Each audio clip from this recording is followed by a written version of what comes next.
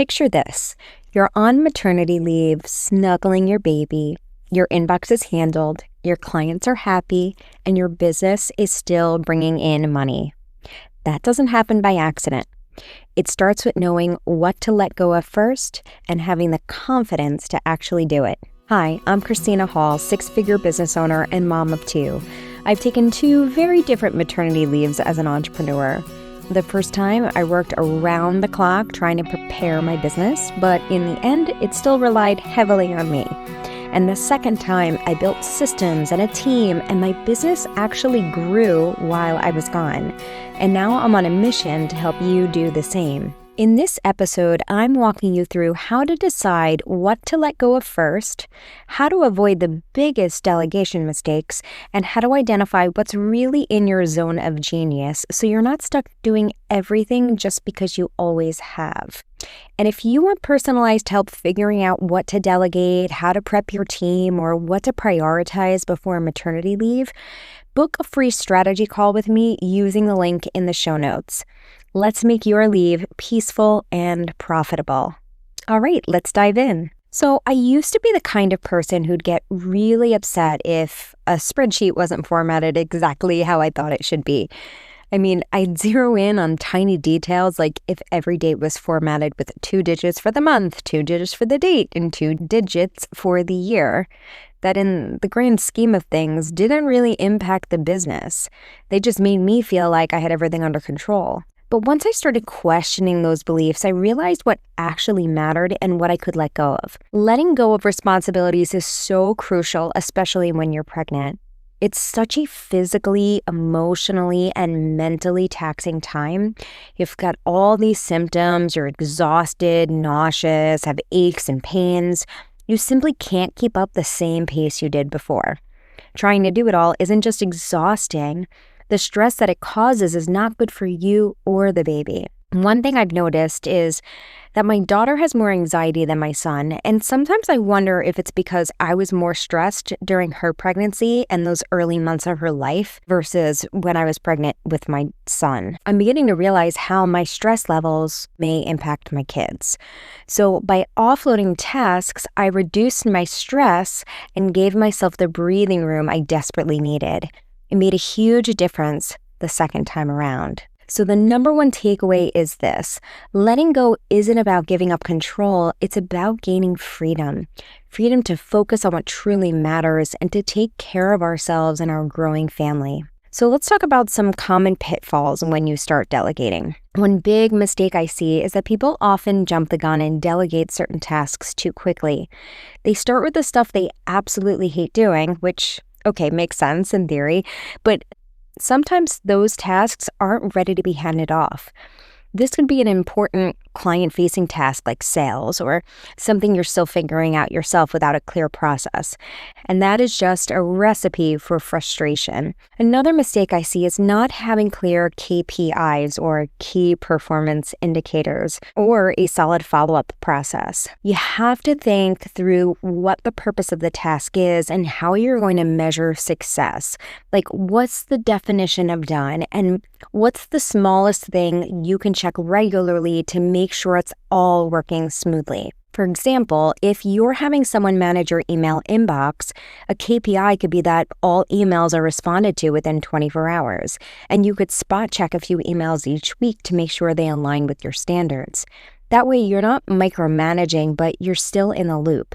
It's all about finding that balance so you can step back with confidence and let your team do their thing. So when it comes to deciding what to hold on to and what to delegate, you definitely want to start by keeping those high-touch client-facing tasks close. Things like sales, service delivery, and customer service. Eventually, yes, you can hand these things off, but not right away. These require true alignment and a team that really understands how you like things done. Instead, begin by offloading lower stakes tasks, stuff that doesn't require your voice, your emotional energy, or your brain power every single day. I'm talking about inbox management, scheduling, social media engagement, invoicing, file organization, basic customer follow-ups. Those are great starting points. They're repeatable, they can be taught, and handing them off gives you a noticeable amount of time and mental space back. Then when you're ready to delegate the higher level client-facing tasks like sales or service delivery, you want to be thorough. When I handed off sales, I didn't just toss it to someone and hope for the best.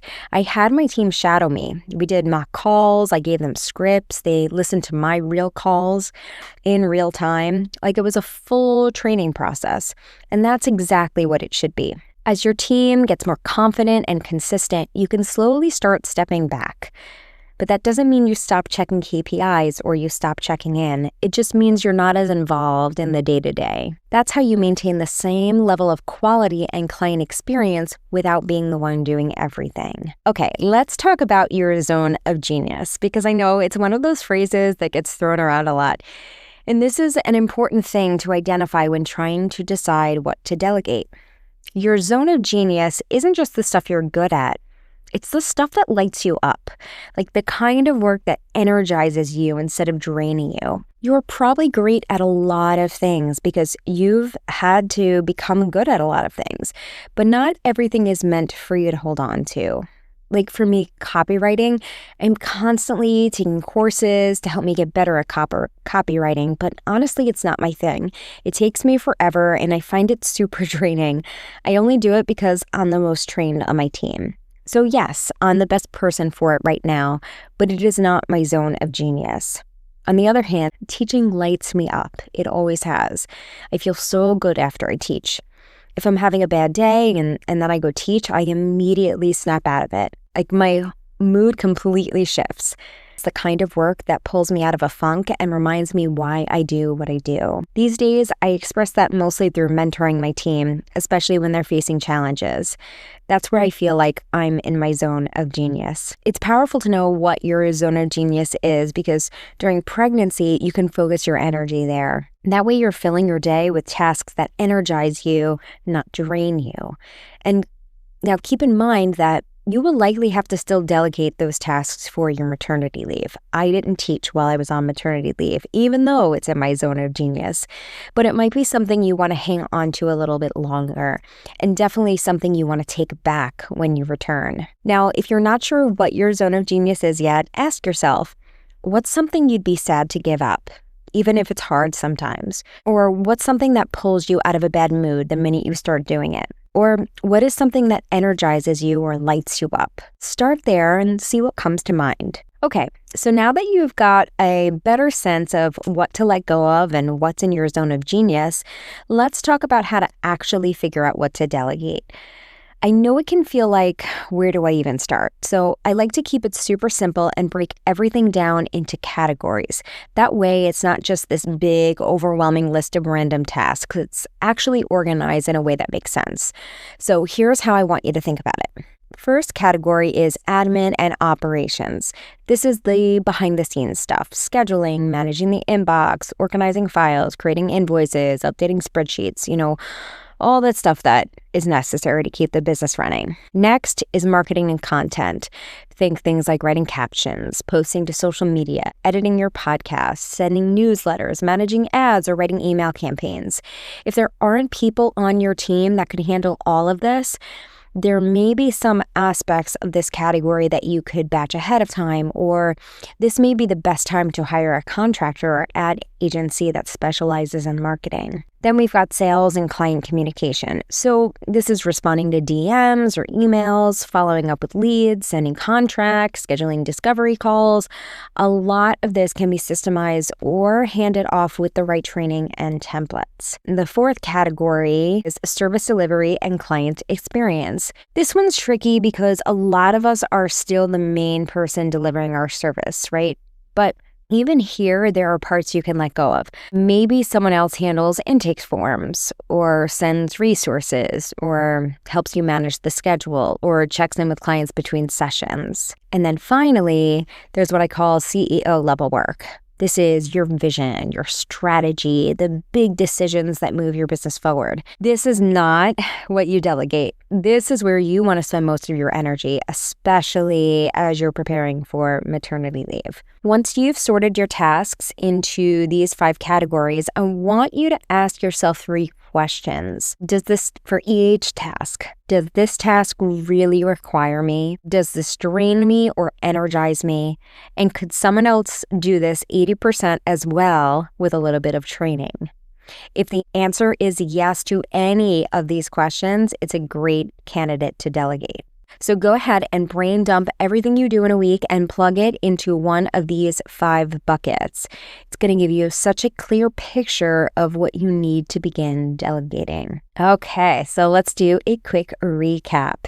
In this episode, we talked about why letting go is so essential during pregnancy, the most common mistakes to avoid when you start delegating, what tasks to offload first, how to identify your zone of genius, and a simple framework to help you figure out exactly what to delegate before maternity leave. And I always like to leave you with some sort of action step. So your action step for this episode is brain dump everything you do in a week and sort it into those 5 categories: admin and operations, marketing and content, sales and client communication, service delivery, and CEO level work.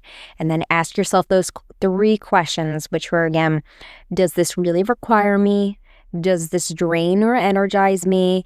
Could someone else do this 80% as well with a little bit of training? Start with one task you can delegate this week and then go from there. All right, friend, I hope this episode gave you some clarity on what to let go of first, what's truly in your zone of genius, and how to start building a business that can run without you, especially during maternity leave. And remember, you don't have to figure this out alone. If you want personalized help mapping out what to delegate, how to prep your team, or what systems to set up before your baby arrives, I'd love to support you. You could book a free strategy call with me using the link in the show notes. And we'll talk through where you are, what's working, what needs to shift so your business can thrive while you rest. And be sure to tune in next week because we're diving into how to create a content strategy for while you're on leave.